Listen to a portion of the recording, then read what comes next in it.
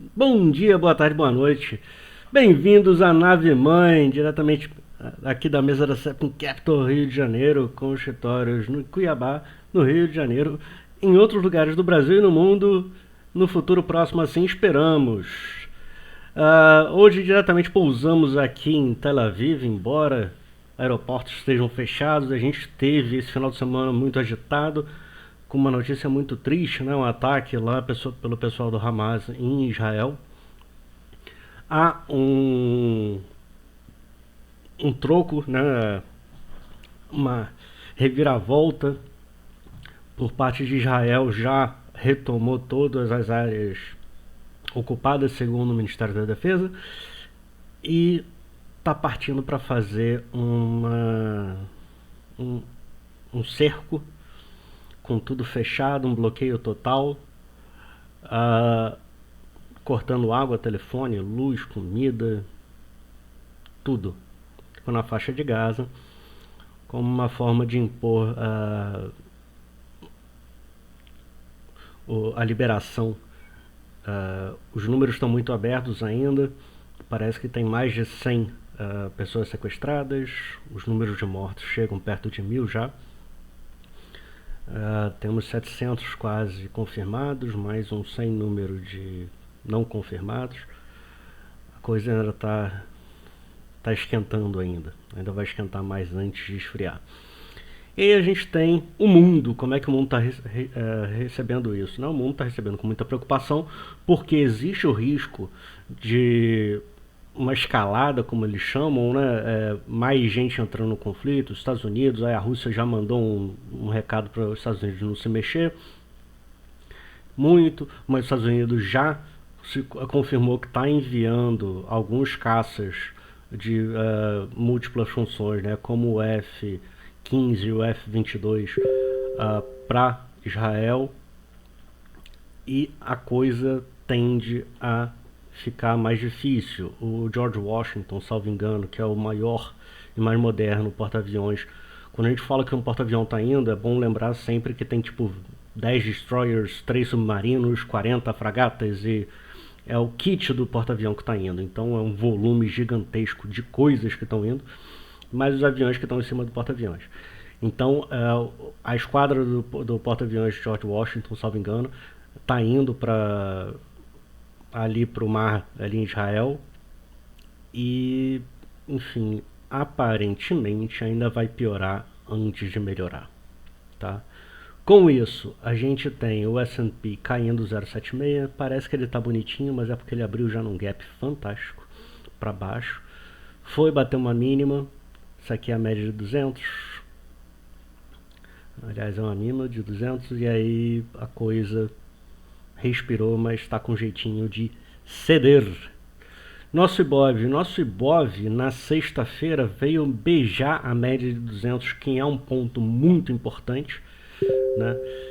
E aí fez o repique. Na China, minério abriu só para cair, caiu 2,7%. Poderia ser pior? Podia.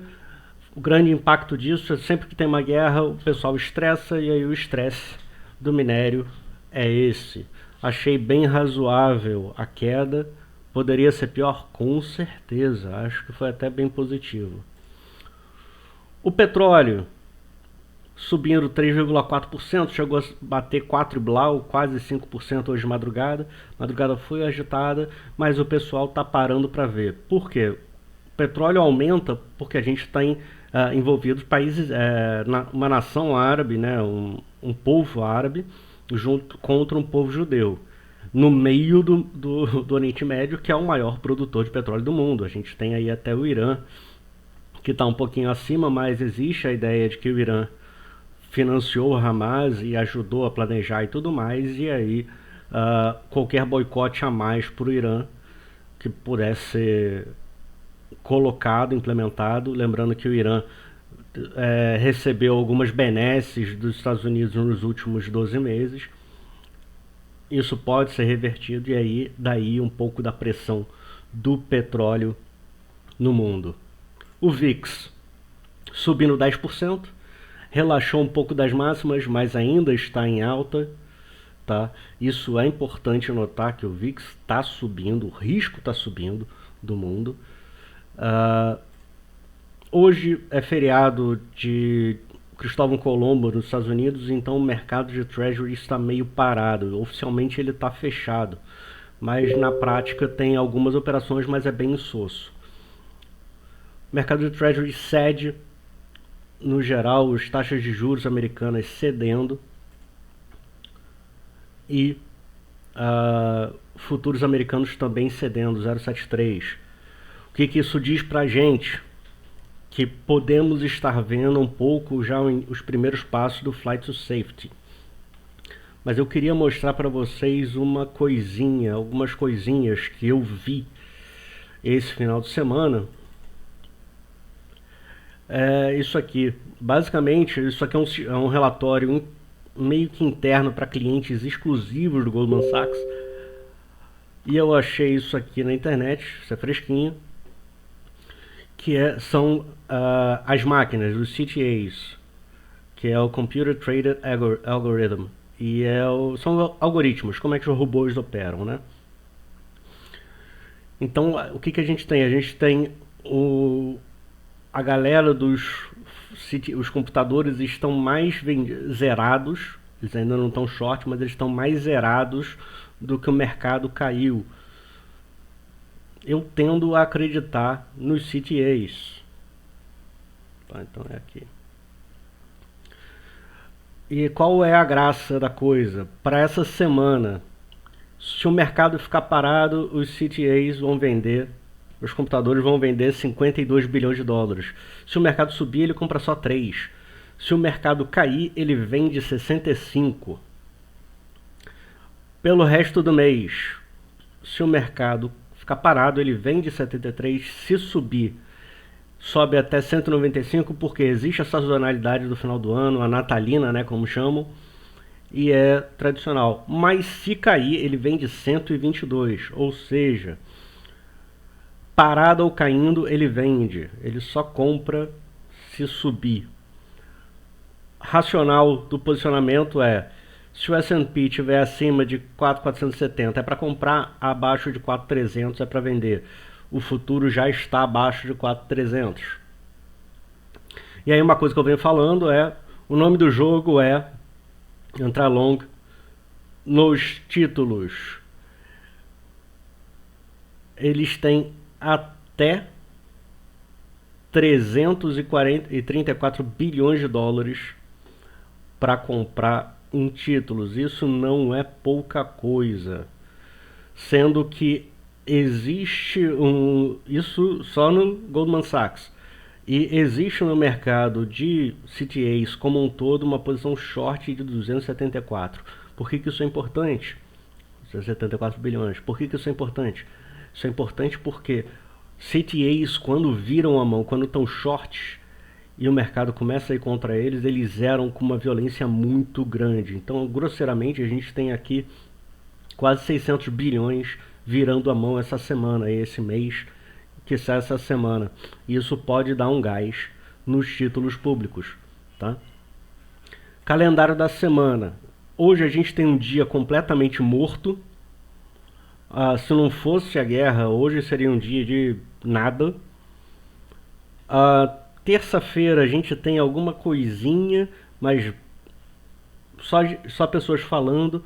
A coisa muito importante pra gente aqui vai ser o IPCA, que sai na quarta. Acho que é quarta. E lá nos Estados Unidos a gente tem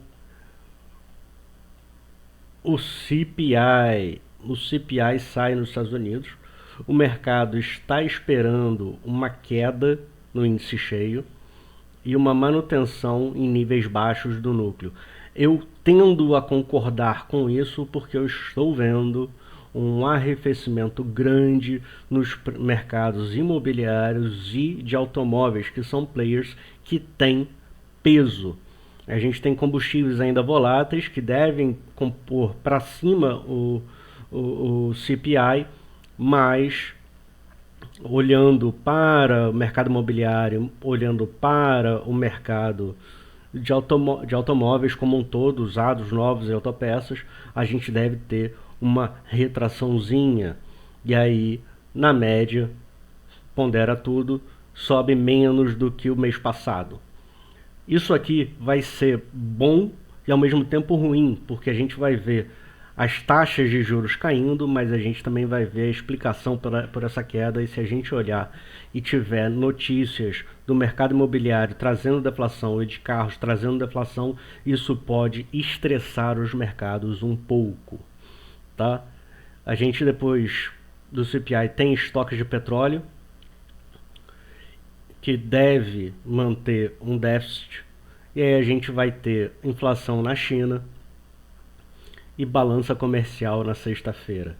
Lembrando que no dia 12 aqui, na quinta-feira é feriado, estarei online, mas não aqui no escritório, e sexta-feira estarei aqui, passando com vocês o meio do feriado aqui, trabalhando um pouquinho, fazendo valer o meu dia. E a gente na sexta-feira basicamente vai ter o reflexo do dado chinês. Pois bem, o que devemos esperar para essa semana? Devemos esperar volatilidade. Volatilidade é para cima e para baixo. Petrobras, que deu a puxadinha boa, saiu, tem um noticiário meio complexo agora hoje de manhã, saiu no final de semana. O que saiu? Saiu que o Prates tem interesse em comprar a Ipiranga, a rede Ipiranga de postos, a distribuidora. Muita gente falava, não, eles vão comprar a Vibra. Não, já estava muito claro para mim que a Vibra não seria o player disso. E sim outro a entrar. E aí a compra da Ipiranga do grupo Ultrapar, que é o GPA3, que a gente está comprado. Falou de rever o acordo de arrendamento da marca BR junto ao mercado. Isso também é um negócio que é complicado para a Vibra, porque uma das coisas que vale na Vibra é o valor da marca, tá?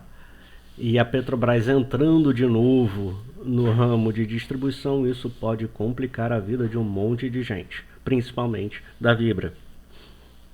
Daí a gente está short na Vibra. Adicionalmente, a gente teve a questão do CARF, né, confirmando, negando o recurso da Petrobras, então a Petro vai ter que pagar a princípio 6,5 bilhões de reais, e o Prats já tinha dado o comando para a Petrobras zerar qualquer impasse tributário. Os impasses tributários da Petrobras, como ele mesmo chama, chegam a 100 bilhões de reais. Se a Petrobras resolver parcelar isso pelos próximos 1 ou 2 anos, significa que um pedaço do lucro relevante vai para o lixo para pagar imposto. Então é um negócio que deve ficar no radar do pessoal. Beleza? A gente está com o índice futuro abrindo agora. Ainda está aqui no fechado, está leilão, ainda não abriu. Enfim, meu relógio está um pouquinho acelerado. O que a gente tem então para hoje é olhar tudo com muita calma. Hoje tem uma ou outra rolagem que a gente vai fazer, mas a semana é pesada não só pela guerra, mas também pela questão dos Estados Unidos, dos juros americanos e da inflação lá fora. Ok? Sem mais, gente, vou atualizando vocês no decorrer do dia. Forte abraço a todos. Abraço.